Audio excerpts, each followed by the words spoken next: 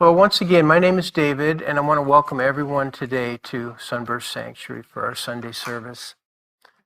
And I guess a special welcome to the folks who are here this weekend for our retreat, and just the joy that I'm sure that you were able to experience being here. And we're really, really happy to be able to host events like that.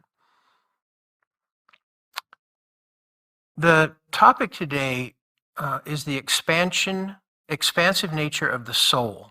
And there's a quote from Norm Paulsen, who's the founder of Sunburst. And for anyone who's not familiar with Norm, he was a direct disciple of Paramahansa Yogananda. He spent about 4.5 or 5 years with Yogananda in the Hermitage in Los Angeles at Mount Washington. And he learned Kriya Yoga from Yogananda. Norm says, with the awakening of consciousness comes the awareness of moral exaltation, a state of ever-new joy and ecstasy, accompanied by the feeling of expansion and freedom from the bodily confines.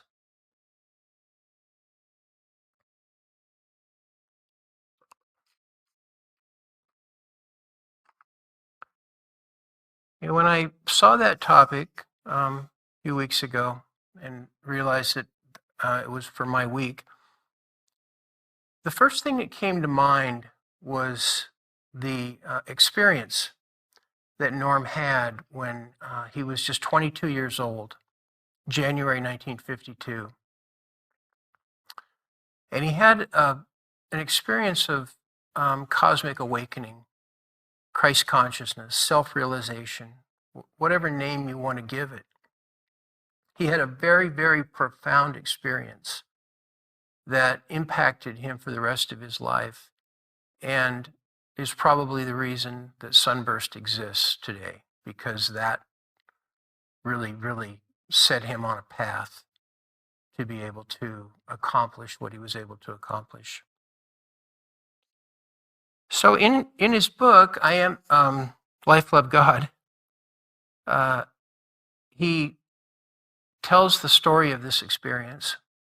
And I'm going to talk about it a little bit today, and I'm not going to go into it in the detail that he does. But if you're interested in learning about that, you can read about it in his book. But he says in there that he doesn't give the exact date, but he says on a Saturday morning in January 1952, I got up at 6:30 in the morning, and I set myself down, washed my face, prepared myself for meditation, and I began to meditate. But for 2 weekends before that, he had other very profound experiences with Divine Mother, and with this orb of brilliance that was coming at him from inner space. And in fact, the week before, Divine Mother had said that she would return in 7 days. And so that week before, he was in great anticipation of what might happen.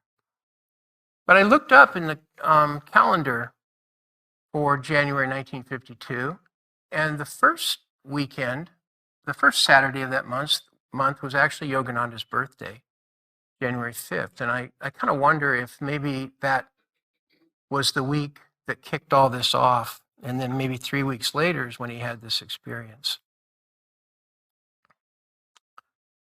So he sat down on a pillow on his bed, at the head of his bed, in the lotus posture.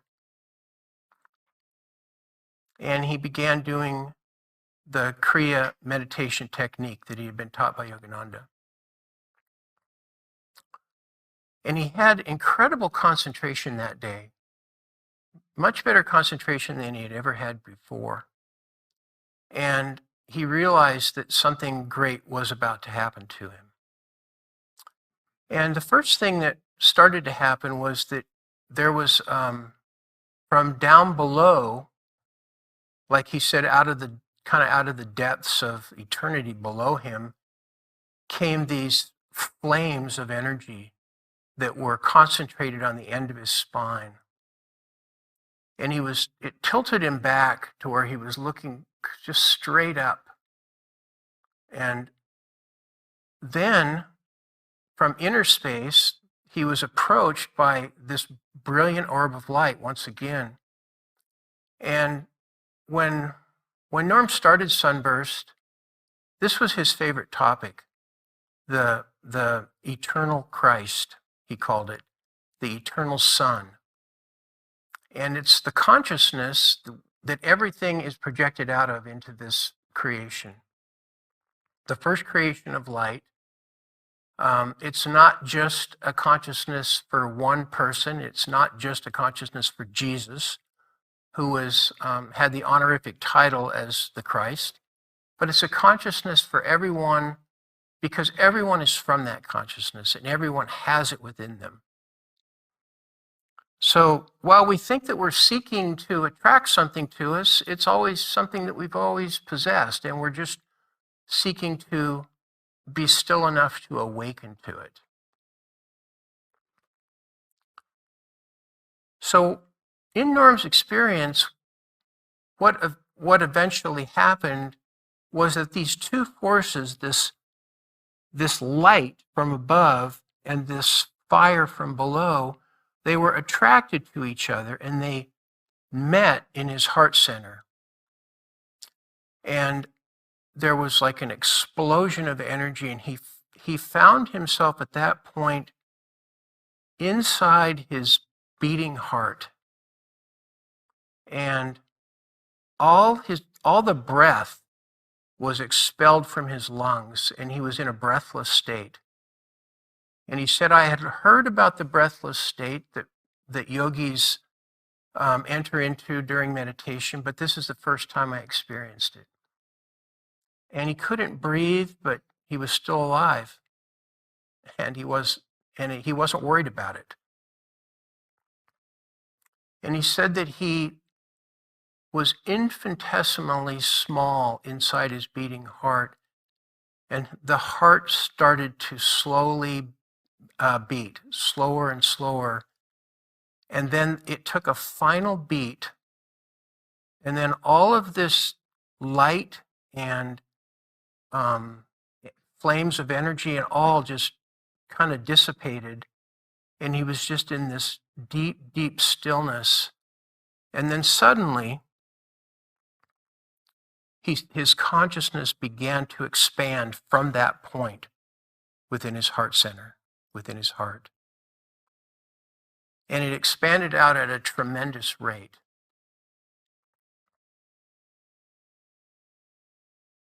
He said that as he expanded out, he could see all of creation within his own expanding consciousness.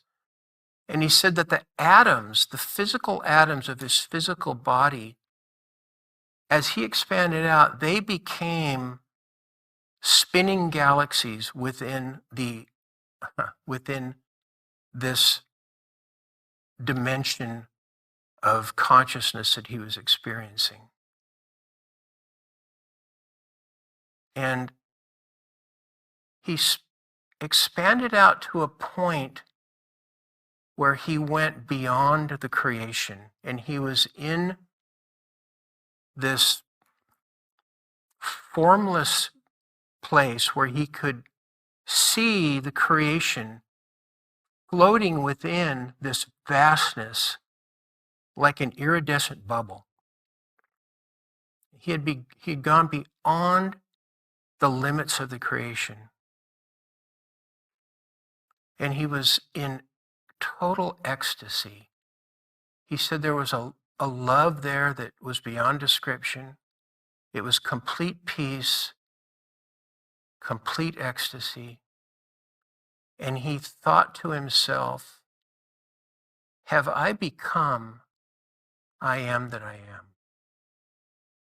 That's how expanded his consciousness was. And he said when he had that thought, he felt an energy approaching within this sea of bliss that he was in. He said it was a shudder of energy that was approaching. And it spoke and it said,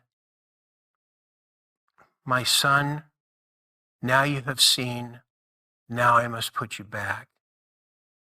And he said this voice, it was his voice, but it wasn't his voice at the same time.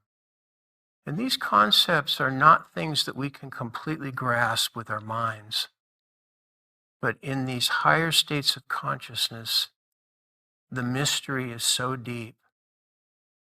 And Norm realized that he had to go back into creation and back into his body. And at that point, he began to decelerate and get smaller and smaller in size, his consciousness. And he could see all of creation again as he went back through that process. And he found himself in our galaxy, and then in our solar system.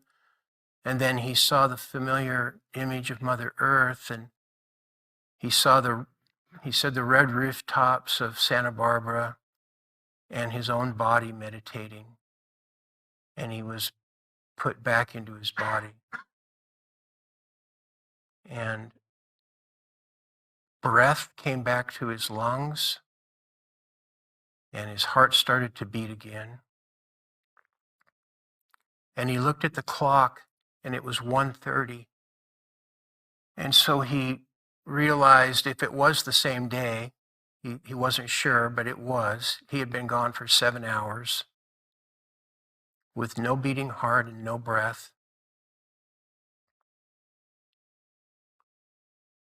And he had to sit there for a while feeling came back into his body. But he said that coming back into his physical body was like being tied to a ball and chain after this expansive, incredible experience that he had with the divine. And he just talked about how incredibly alone he felt in the years to come. He was, at the time, he was working for the telephone company, and he was putting up power poles and doing that kind of work, real manual labor. And the men that he worked with, they had no interest whatsoever in these kinds of experiences or anything that he had to talk about spirit. So for about 20 years, almost 20 years, he just did his work and did his daily practices and didn't really talk much about what had happened. And he said that it took him 20 years just to begin to put into words this experience that he had had. And it was in 1969 when Sunburst started, and it started just as a meditation group in the living room of his home in Santa Barbara. And then it grew from there into a much larger community, many more people.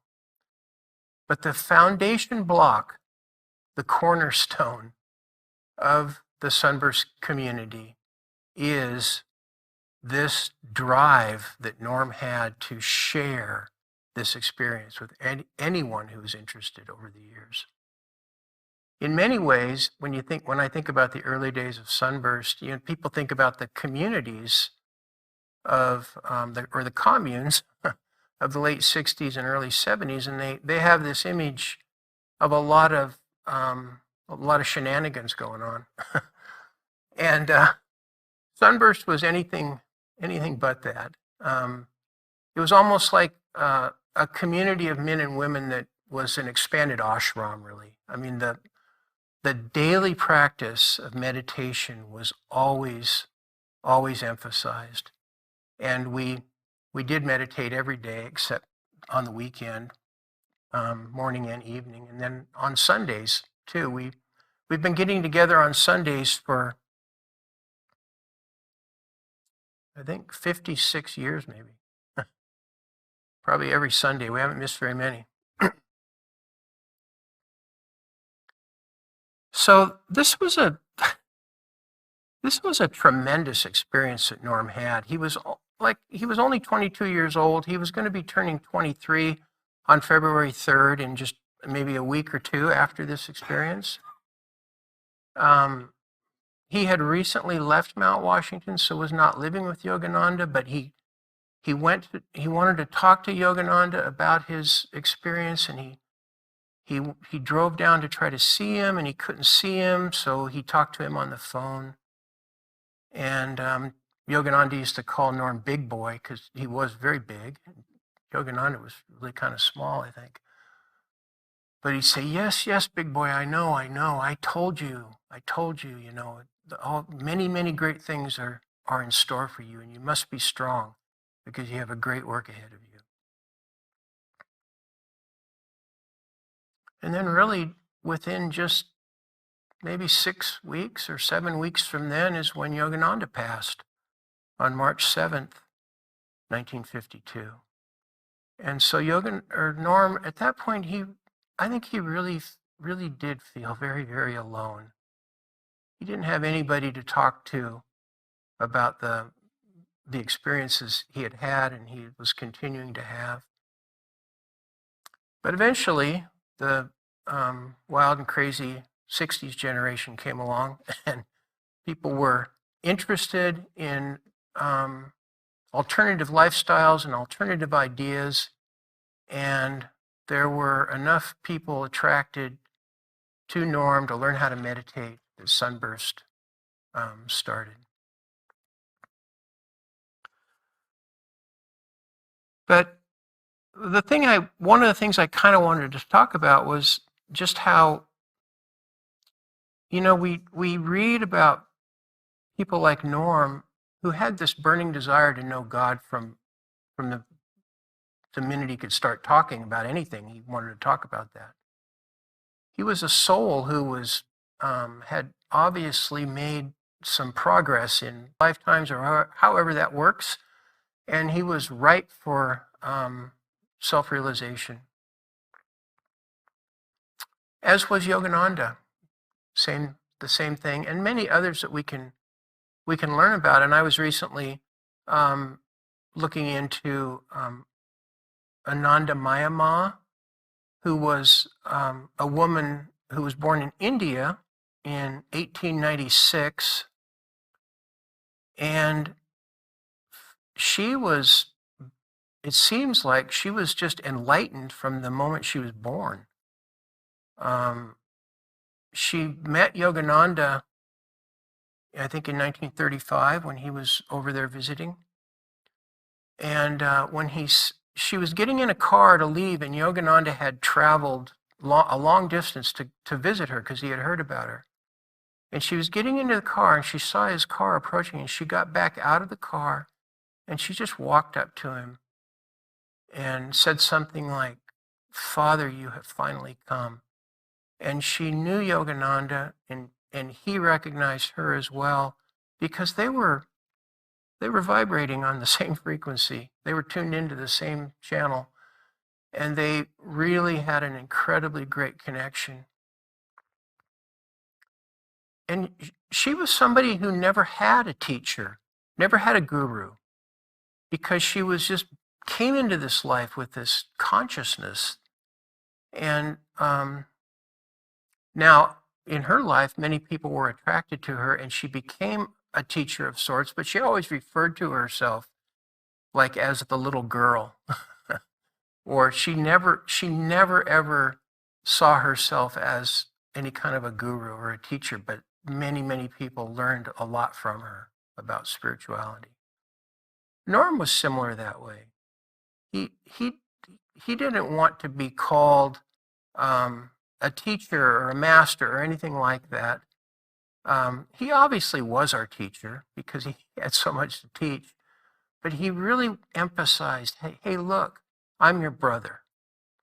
We are all the same.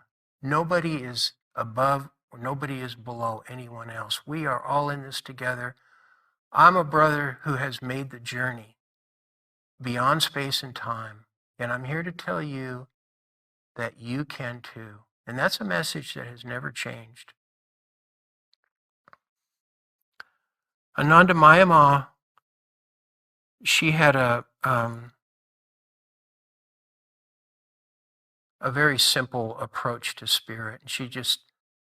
She emphasized what she called the art of staying, of just being able to stay with whatever you're observing without thinking you have to change it in any way, accepting life and what life has come to offer you, and not feeling like you're in a position where you have to make any adjustments or alterations to it. It's all just perfect. It's unfolding just the way that it's supposed to. And she said the most important question to ask in your life is, who am I? And she said, many people or many souls go through incarnations, many incarnations here, never asking that question. But that's the most important question to ask. Who am I really?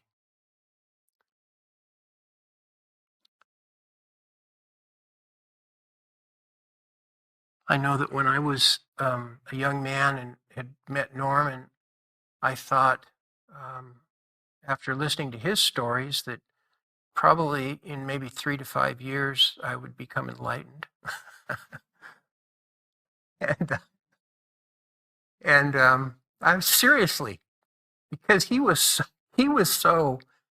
like an electric wire in a socket. The energy coming off of him out of the divine was so profound that it made it seem very possible for that to happen. And I remember one night I was living at Sunburst Farm, and this was the first year I was there. And he always talked about the inner light and seeing the inner light. And I wasn't seeing anything. And maybe, I don't know, it was sometime that summer. It was hot, I remember, 1972. And I was sitting in group meditation, and all of a sudden there was a bright flash of light. And I was like, oh, thank you. And so after meditation, I went to my tent where I was living. And then there was some ruckus at the front gate. Something was going on. I can't remember what it was, but I got up and I went back down there. And I don't remember exactly. I can think of a few things it might have been, but I don't remember exactly what it was. And after it was over, and there was quite a number of us standing around, Norm said, "That was really weird," whatever that was. And he goes, "And what was that light that flashed in meditation?" And I was like, "What?" And one of the women said, "Oh, that was heat lightning, whatever that is, heat lightning." And I was like, "Oh, darn."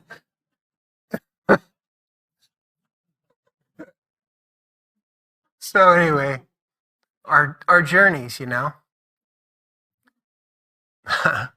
But then it was sometime within the next little while after that, the guy that was in charge of the farm, his name was Donnie, and he would get somebody every evening to lead meditation. And he would just walk up and ask you, like, right before it happened. It wasn't like you'd have time to think about the topic or anything like we do now for Sundays. And so right before meditation, and I had never led meditation before, he walked up and he said, he was from Birmingham, Alabama, and he said, "Would you be willing to lead meditation, David?" And I said, "Okay." And so I sat down. I had been to a number of meditations. I knew how the routine went. But when I opened my mouth, and this goes with the topic, there was something that took over my consciousness.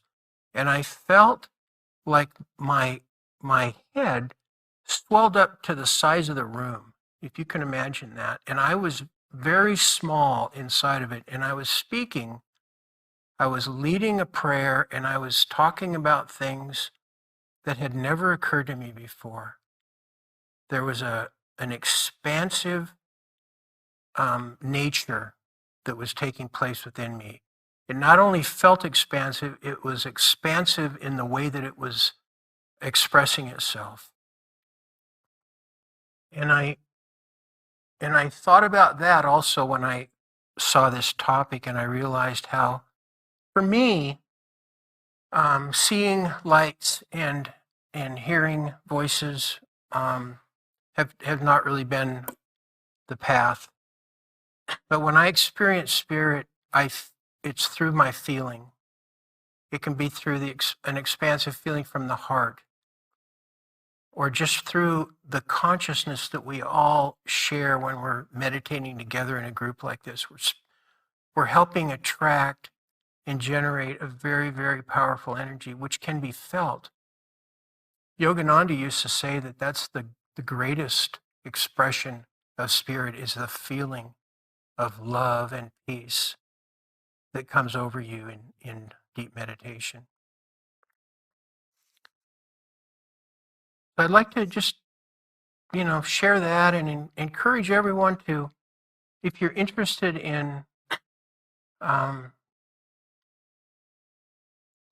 practicing meditation and living a life dedicated to spirit, to not become discouraged if you're not seeing or hearing or even feeling things, because spirit is always with us in that eternal sun.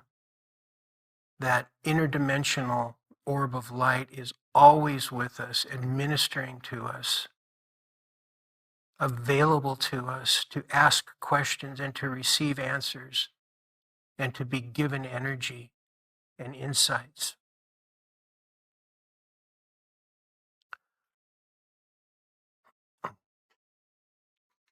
I was just also thinking about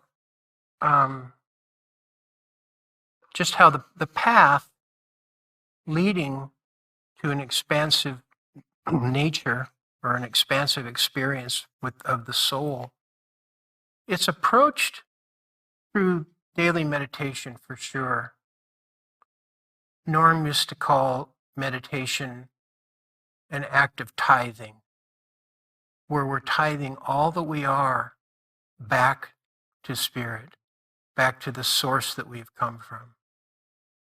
He said that's the true tithe. And in tithing, we're also receiving. But there's other things that we can do as well. There's physical things, there's metaphysical things. But Sunburst, I think, is a really simple but well-defined path in a sense, because there's an emphasis on selfless service. Because when we're serving others, we're really serving spirit. We're serving spirit because each one of us is spirit. And when we take the time to really help one another, especially when we're in need, it does not go unnoticed. Acts of kindness, just daily acts of kindness, they help create this feeling of expansion within us. We go out of our way to be kind. There's a thing about how most people are doing everything right 95% of the time. But sometimes we feel like it's our place to point out the 5% of the time when somebody's not doing something right. But if we can really observe people the way that Ananda Mayamaya was talking, observe without the need to correct, but just to observe and to support the divinity in each other and to do kind things for one another, to encourage each other towards our spiritual awakening. And then having, this kind of a cliche now, but an attitude of gratitude. Just looking at the blessings we do have in our lives, because it's easy, sometimes it can become easy to think, if I just had this one more thing, then I could be happy. But finding the blessings in all the things that we do have, this expands our perspective. It gives us an expansive experience of the soul. It's not real tricky, but it does take focus to do that. And then spending time in nature seems to be really, it's so valuable.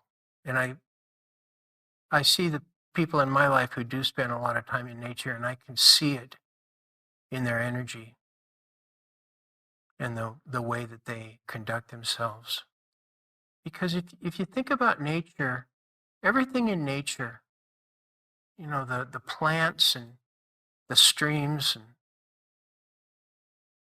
the ocean, the animals, everything in nature is in balance with each other.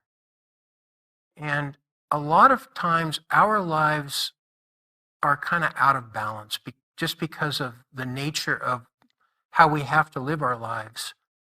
But if we go into nature, it helps balance and harmonize the elements of our being that need to come into harmony with each other. Our body, our mind, our heart, and our spirit all need to be nurtured. And we do that through these paths: meditation, practicing virtue, opening ourselves up to finding each other doing things right, and sharing it with each other. It's very simple, but it's powerful.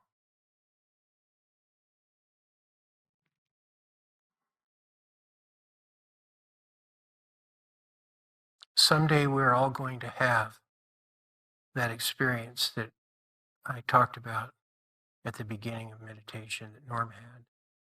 Each one of us is destined to make that soul flight. Let's sit together now in quiet meditation and just listen deeply for that inner voice, and know that there is a spiritual sun shining interdimensionally within us and all around us all the time, and that we can make contact with it and with that intelligence. And just feel the deep peace that comes from spirit.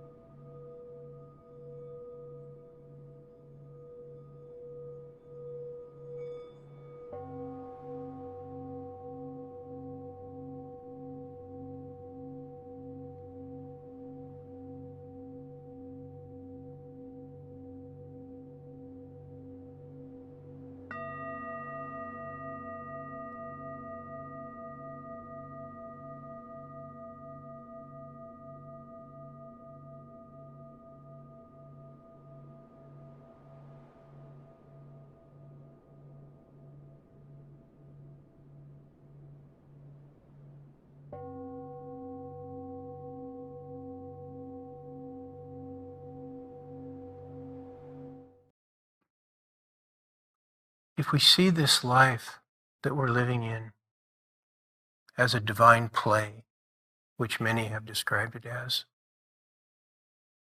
and that our souls have come here to be a part of it, to hopefully be a way to bring a betterment to humanity, to bring the gifts of spirit to humanity. So often we come into these lives to play our part, and we, as time goes on, we kind of forget who we really are. We start thinking that we're the person that we've become, the personality, the habits, maybe the profession that we have, whatever it might be.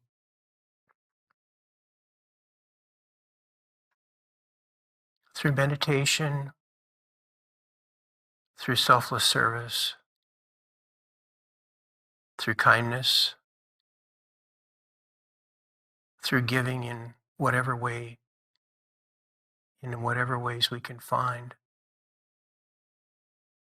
we find ways to get back in touch with the actor, not the part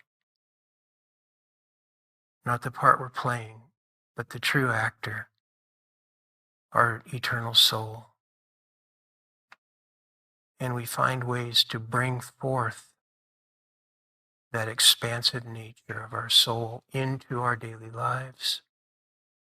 And then our lives do become a betterment to those around us and to the planet at large. And we're in a position to truly serve one another. We're on the precipice of this awakening, each one of us. We wouldn't be here today if we weren't. We have desired it, and we have been drawn to it, and we will experience it, even as we already are in possession of it. And we will help the evolution of consciousness on this planet as we help ourselves and we help each other.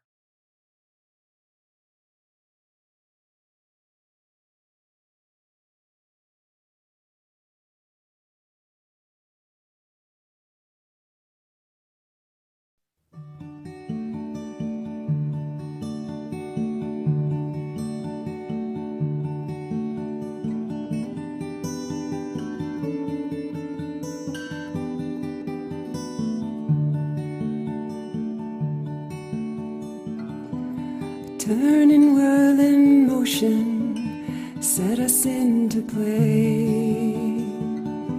The same returns, release, restores us in our day.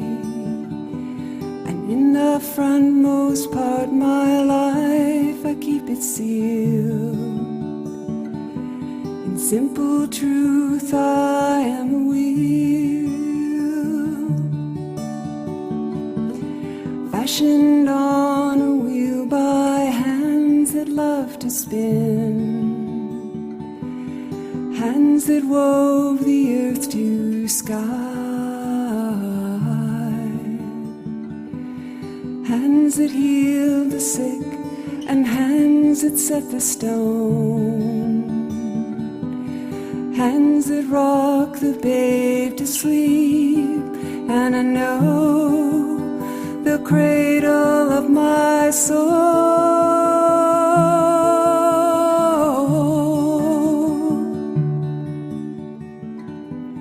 How could this world lose sight of you? How could it ever let you out of view? From such a glorious start to such a tragic end. All I know through it all in my life, I want you back again.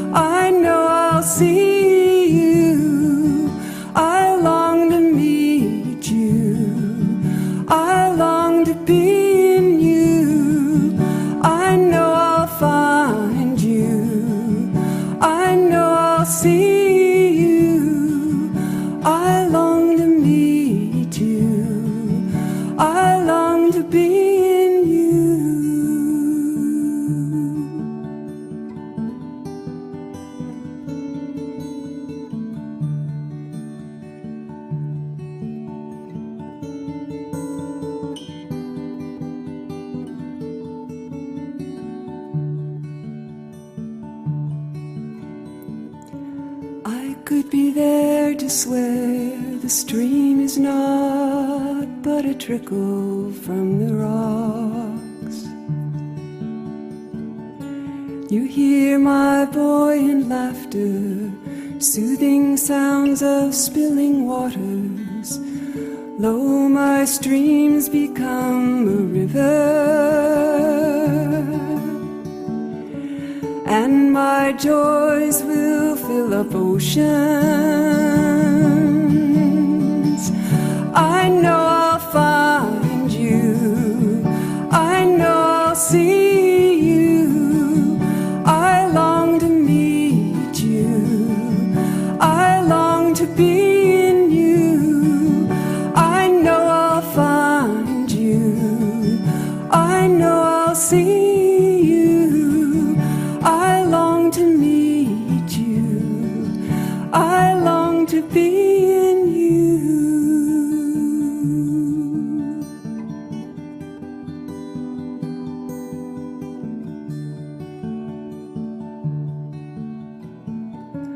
I could be there in that place, the silent waiting, holding space, when your heart is asking about its next breath.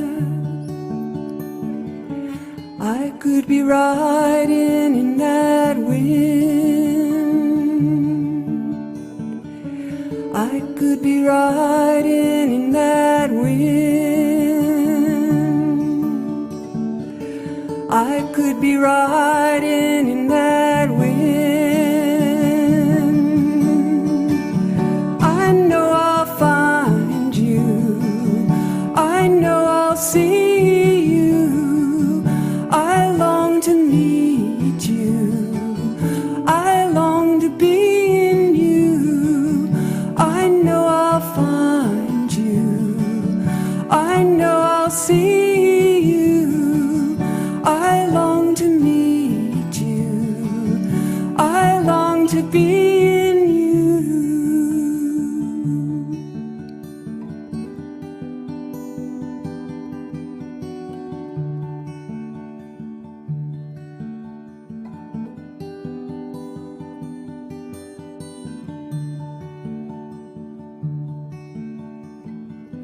A turning, whirling motion set us into play. The same returns, release, restores us in our day. And in the frontmost part, my life, I keep it sealed in simple truth